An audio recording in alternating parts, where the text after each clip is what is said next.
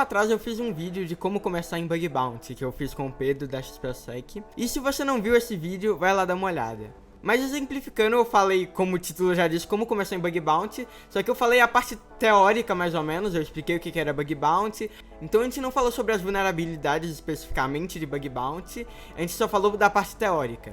E nesse vídeo eu queria fazer um vídeo falando sobre a parte prática, que são as vulnerabilidades, que são o que você vai achar lá e reportar. E como eu não falo muito da parte técnica de segurança nesse canal aqui, eu escolhi fazer o vídeo da parte prática das falhas, com as falhas mais fáceis de se encontrar. Que você não precisa de uma base muito grande e aprender várias coisas, vários conceitos para você poder começar. É claro que depois você vai ter que fazer isso, obviamente. E aliás, se você quiser aprender esses conceitos e começar a programar e criar seus próprios sistemas, tem o curso da Super Geeks, que lá tem cursos desde aprender lógica de programação até se especializar na área. Então dá uma olhada lá nos cursos se você quiser aprender a programar ou começar uma carreira na área. Só que nesse vídeo eu vou falar algumas falhas que você pode fazer sem isso. Então eu vou falar sobre essas falhas, que eu tenho uma lista aqui, e também falar alguns exemplos reais de bounties do HackerOne que foram aplicadas a essas falhas.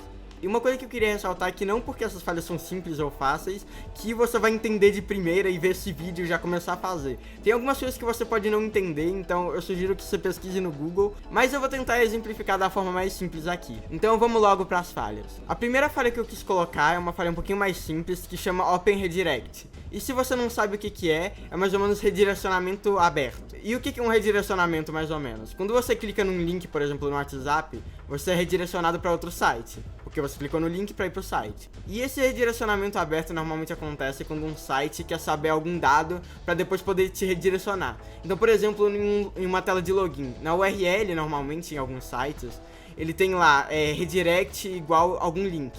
E depois que você termina de logar, ele vai te redirecionar para esse link, que normalmente é do mesmo site. E aí que entra o redirecionamento aberto. Por exemplo, o Pinterest, que te obriga a logar naquele site, que dá uma raiva. Quando você vai ver uma foto no Pinterest, você abre ela, você abriu o link da foto e ele te pediu para logar, então você foi para a tela de login.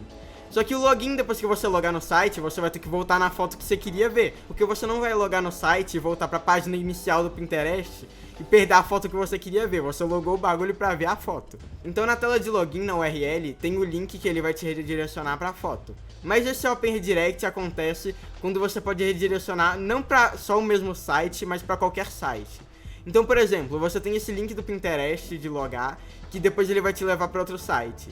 Então, se você colocar depois google.com e você logar, você vai ser redirecionado depois para google.com. E não era para acontecer isso. Tá, mas quais que são os impactos dessa falha? Eu disse que essa falha é um pouquinho mais simples, mas se você aplicar com algumas outras coisas, você pode aumentar o nível de impacto dela. Mas agora eu tô falando da mais simples, que você simplesmente redireciona alguém. O impacto é que você pode redirecionar a pessoa para um site falso depois. Então se você fizer uma cópia do site do Pinterest, que chama phishing, quando você coloca uma cópia de algum site, por exemplo do banco, pra pessoa logar e você roubar as coisas dela, se você colocar na URL um site que é a cópia dele, a pessoa vai entrar no site original, depois vai ser redirecionada para o site falso. E depois que ela estiver nesse site falso, que ela achou que era o original, porque ela tecnicamente entrou no original, você poder roubar algum dado dela. Mas agora vamos para os exemplos de relatório que aconteceram no HackerOne. E esse é um exemplo meu. Eu tinha achado um bounty de Open Redirect na BMW e que foi classificado com a gravidade pequena. Mas na BMW, como você pode ver aqui, aqui tem a escala de pagamentos para cada vulnerabilidade.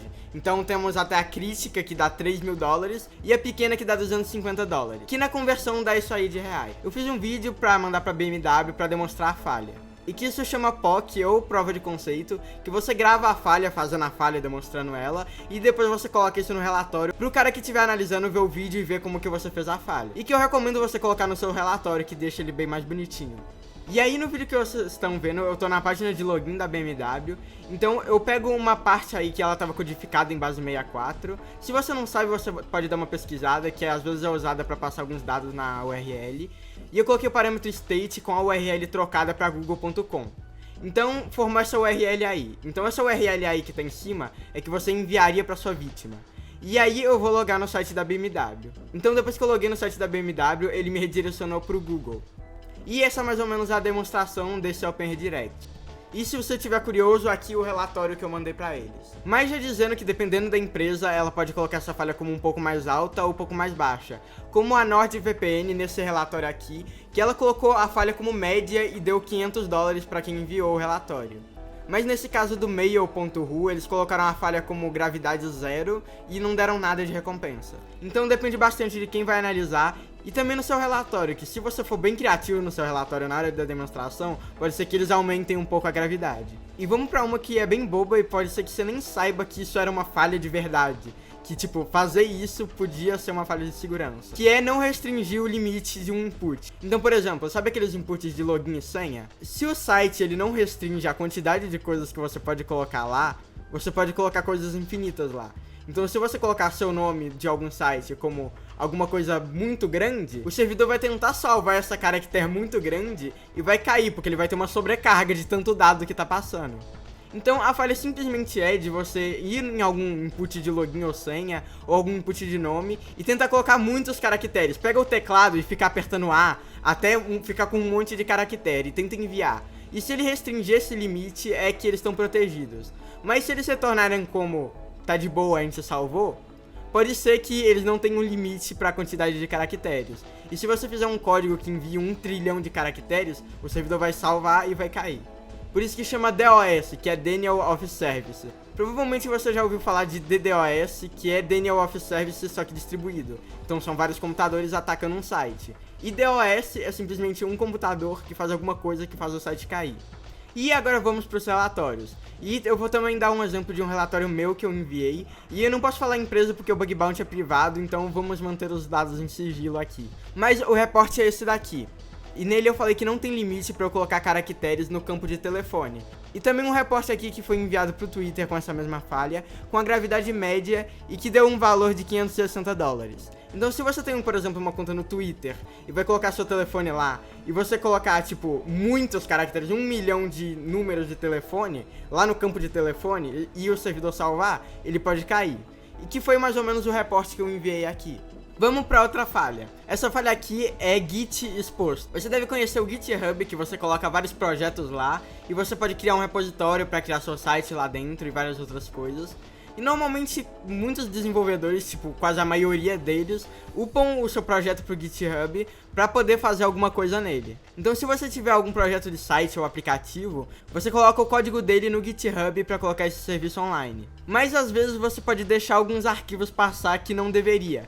Por exemplo, o arquivo .git. E é exatamente isso que acontece. Quando você coloca o .git exposto, as pessoas podem simplesmente baixar o seu site inteiro e tudo que tem no GitHub. E não é simplesmente tudo que está sendo mostrado no site, simplesmente tudo que está no repositório dele, tudo que você colocou e todos os códigos que você não queria que as pessoas vissem. Então eu vou dar um exemplo de um reporte que foi enviado para uma empresa chamada TomTom, que é uma empresa eu acho que é de direção autônoma, eu acho que de carros autônomos, eu não tenho muita certeza, mas isso não importa muito. E ela foi enviada pro TomTom com a severidade alta, então se eles dessem recompensa, porque o TomTom ele não dá recompensa no reporte, se uma empresa dessas desse recompensa, você ganharia uma recompensa alta. E ela fala simplesmente que eles deixaram exposto o repositório do GitHub, então foi a url.git. E agora vamos para um outro exemplo que é bem parecido com o último que eu falei do GitHub, que são as credenciais no código-fonte. O que é isso? Então, vamos supor que você está fazendo seu aplicativo lá de boa, e aí você precisa ter um login e senha padrão para logar no aplicativo. E aí o que você faz? Você coloca lá um comentário no seu código, o login e senha para você logar. Ou alguma chave privada, alguma senha muito secreta, para quando você for mexer no código e precisar logar naquele serviço, você simplesmente copia do código essa chave e loga lá. Mas às vezes quando você vai colocar seu site pra internet, você esquece de deletar isso. Isso é uma das coisas que mais acontece comigo quando eu vou upar alguma coisa no meu GitHub. Então eu até tinha criado um aplicativo que ele usava os serviços do Instagram pra fazer algumas coisas. E quando eu fui upar pro GitHub, eu sem querer deixei passar o meu login e senha do meu Instagram, pra depois eu só copiar e colar. Então se você entrar no código fonte, pode ter alguns comentários meio suspeitos lá no meio, seja de senhas ou alguma chave privada. Eu tenho um exemplo muito bom também, que é do mail.ru também. E esse aqui é o reporte. E como você pode ver, ele simplesmente deixou passar alguma credencial no código fonte, o cara olhou o código fonte e achou. E ele ganhou $1.000 de recompensa, que são mais ou menos 4 ou 5 mil reais, simplesmente por achar essas credenciais e mandar o relatório pra eles. E mais ou menos as falhas vão ficando por aqui, são todas as falhas que eu pensei que são mais simples de se falar. Então se você gostou do vídeo e achou ele útil, já deixa seu like e se inscreve no canal. E falando do curso da Super Geeks, se você quiser aprender programação, e eles também estão com um curso para você aprender a desenvolver seu próprio jogo de xadrez. Então dá uma olhada no link na descrição se você quer aprender. Então o vídeo vai ficando por aqui e até o próximo vídeo. Falou!